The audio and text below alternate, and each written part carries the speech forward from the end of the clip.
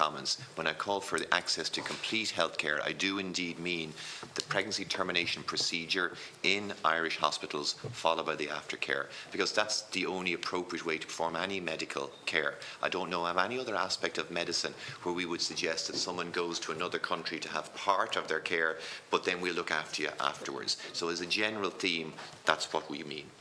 As regards a late diagnosis of a fetal abnormality in a patient travelling then, I absolutely agree. It is true that there will be more potential complications if the patient is travelling then. The uterus is much bigger. There's much more blood supply to the uterus the later in pregnancy. There's much greater chance of significant bleeding. So I think the later in pregnancy that a patient is travelling, it is absolutely associated with much more risk. We would never like to see that happening, but unfortunately it does. As regards the perinatal autopsy, this is an absolutely crucial point.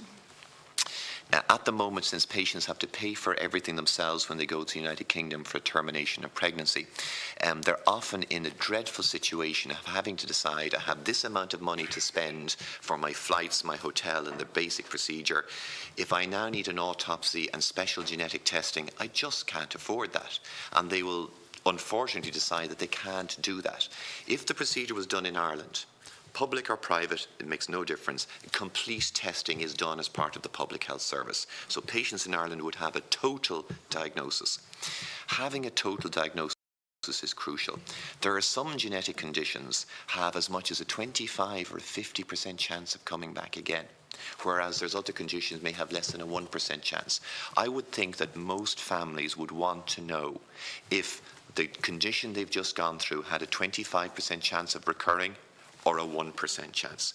Additionally, now at the advent of pre-implantation genetic diagnosis, it is possible when you make certain genetic diagnoses that on the next pregnancy, if a patient undergoes IVF, and before the embryos are re-implanted, it is possible to biopsy those embryos and find the ones that have that genetic condition, and crucially the ones that don't have that genetic condition, and you would then only replace the embryo that you have proven not to have the genetic condition.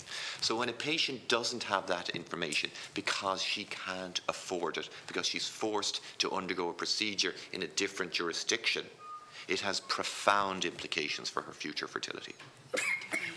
And just